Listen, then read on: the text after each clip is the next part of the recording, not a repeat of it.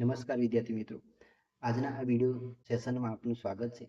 તો આજના વિડીયોમાં આપણે માનવ પાચન તંત્રની વાત કરવાના છીએ, બરાબર? જે ધોરણ 10માં ખૂબ જ આઈએમપી ટોપિક છે.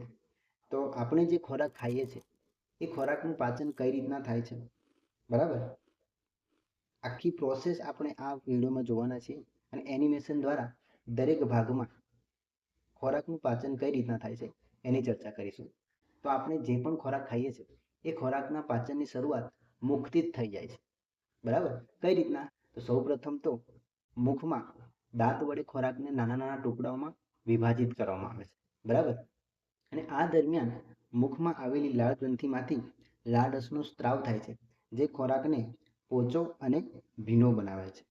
લાળ રસમાં એમાઇલેઝ નામનો ઉત્સેચક હોય છે, જે સ્ટાર્ચનું શર્કરામાં પાચન કરે છે, એટલે કે સ્ટાર્ચનું શર્કરામાં રૂપાંતર કરે છે. અને આ દરમિયાન ખોરાક ચાવવાની જે ક્રિયા થાય છે એ દરમિયાન જીભ ખોરાકને લાળ રસ સાથે સંપૂર્ણ રીતે મિશ્ર કરે છે.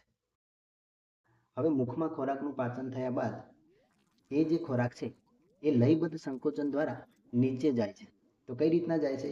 તો પાચન માર્ગના અસ્તરમાં રહેલા સ્નાયુઓના લયબદ્ધ સંકોચનથી ખોરાક નીચેની દિશામાં આગળ વધે છે.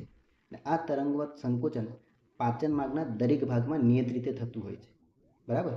હવે એ જે મુખમાં રહેલો ખોરાક છે એ મુખથી જઠર સુધી ખોરાક કઈ રીતના પહોંચે છે? તો મુખથી જઠર સુધી ખોરાક અન્નનળી મારફતે જાય છે, બરાબર? અને ત્યારબાદ જ જઠરમાં એ ખોરાકનું પાચનની શરૂઆત થાય છે. તો સૌથી પહેલાં તો જઠર શું છે એ સમજી લઈએ. તો જઠર પાચન તંત્રનું એક મોટું અંગ છે, જે ખોરાક આવતાની સાથે વિસ્તરણ પામે છે અને જઠરની દિવાલ ખોરાકને પાચક રસ સાથે મિશ્ર કરવામાં મદદરૂપ થાય છે. હવે જઠરમાં પાચન કઈ રીતના થાય છે? તો જઠરની દિવાલમાં જઠર ગ્રંથિઓ આવેલી હોય છે. તે હાઇડ્રોક્લોરિક એસિડ, પ્રોટીન પાચક ઉત્સેચક પેપ્સિન અને શ્લેષ્માનો સ્ત્રાવ કરે છે, અને આ ત્રણેયના મિશ્રણને જઠર રસ કહે છે. હવે આ જે ત્રણ ઉત્સેચકો છે એનું કાર્ય શું છે? તો હાઇડ્રોક્લોરિક એસિડ એસિડિક માધ્યમ તૈયાર કરે છે અને પેપ્સિન ઉત્સેચકની પ્રક્રિયામાં મદદ કરે છે. સાથે સાથે હાઇડ્રોક્લોરિક એસિડનું કામ શું છે કે તે આપણા ખોરાકની સાથે જે બેક્ટેરિયા જાય છે એ બેક્ટેરિયાનો નાશ કરે છે. ત્યારબાદ શ્લેષ્મા શું કરે છે? તો જઠરના આંતરિક અસ્તરને એટલે કે દિવાલને એસિડ અને પેપ્સિનની અસર સામે રક્ષણ આપે છે. હવે જઠરમાં પાચન થયા બાદ જઠરમાંથી ખોરાક નાના આંતરડામાં પ્રવેશે છે અને તેનું નિયંત્રણ મુદ્રિકા સ્નાયુપેશી એટલે કે નિજ જઠર વાલ્વ દ્વારા થાય છે. હવે બાકીનો જે ખોરાક છે એનું પાચન નાના આંતરડામાં થશે. તો સૌથી પહેલાં તો આપણે નાના આંતરડા વિશે માહિતી મેળવી લઈએ. તો નાનું આંતરડું એ શું છે? તો નાનું આંતરડું પાચન માર્ગનું સૌથી લાંબામાં લાંબુ અંગ છે અને તે મનુષ્ય માટે ખૂબ જ ગૂંચળાદાર હોવાથી ઓછી જગ્યામાં વ્યવસ્થિત રીતે ગોઠવાયેલું હોય છે. હવે જે જુદા જુદા પ્રાણીઓ છે, શાકાહારી માંસાહારી પ્રાણીઓ છે, એમાં નાના આંતરડાની લંબાઈ જુદી જુદી હોય છે, બરાબર? તો એ જોઈ લઈએ. વિવિધ પ્રાણીઓમાં નાના આંતરડાની લંબાઈ તેમના ખોરાકના આધારે અલગ અલગ હોય છે. જેમ કે ઘાસ ખાનારા શાકાહારી પ્રાણીઓમાં સેલ્યુલોઝનું પાચન કરવા માટે નાના આંતરડાની લંબાઈ વધુ હોય છે, જ્યારે માંસાહારી પ્રાણીઓમાં માંસનું પાચન સરળતાથી થતું હોવાથી તેમનામાં નાના આંતરડાની લંબાઈ ટૂંકી હોય છે. આ તો થઈ આપણે નાના આંતરડા વિશેની માહિતી. હવે નાના આંતરડામાં ખોરાકનું પાચન કઈ રીતના થાય છે એ જોઈએ. તો જઠરમાંથી એસિડિક ખોરાક નાના આંતરડામાં આવે છે અને નાનું આંતરડું એ કાર્બોદિત, પ્રોટીન અને ચરબીના સંપૂર્ણ પાચન માટેનું અંગ છે. ત્યારબાદ નાનું આંતરડું શું કરે છે? તો નાનું આંતરડું યકૃતમાંથી પિત્તરસ અને સ્વાદુપિંડમાંથી સ્વાદુરસ મેળવે છે. હવે આ પિત્તરસ, સ્વાદુરસ એ બધાનું કાર્ય શું છે? તો સૌથી પહેલાં જોઈએ પિત્તરસનું કાર્ય. તો જઠરમાંથી આવતા એસિડિક ખોરાકને પિત્ત આલ્કલીય એટલે કે બેઝિક બનાવે છે.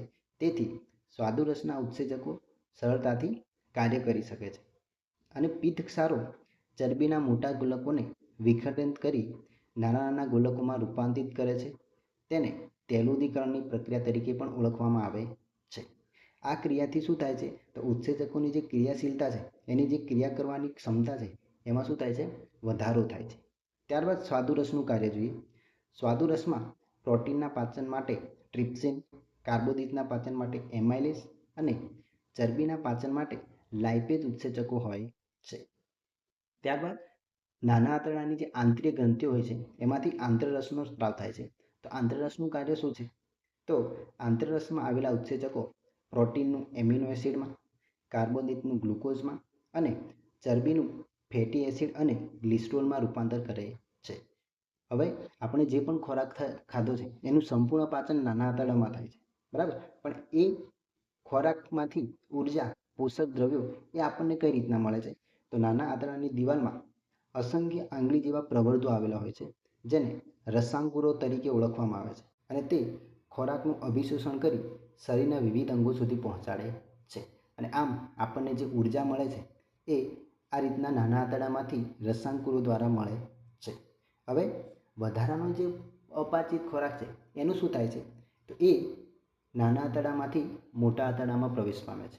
મોટા આંતરડામાં અપાચિત ખોરાકમાં રહેલ વધારાના પાણીનું શોષણ થાય છે અને વધારાનો અપાચિત ખોરાક મળદ્વાર મારફતે બહાર નિકાલ પામે છે, અને તેનું નિયંત્રણ મળદ્વારના મુદ્રિકા સ્નાયુઓ કરે છે. આ રીતના આપણે જે પણ ખોરાક ખાઈએ છીએ, બરાબર, તો આ પ્રમાણે ખોરાકનું પાચન થતું હોય છે. જો વિડીયો ગમે તો ચેનલને સબસ્ક્રાઈબ કરો અને તમારા મિત્ર સુધી શેર કરવાનું ભૂલતા નહીં.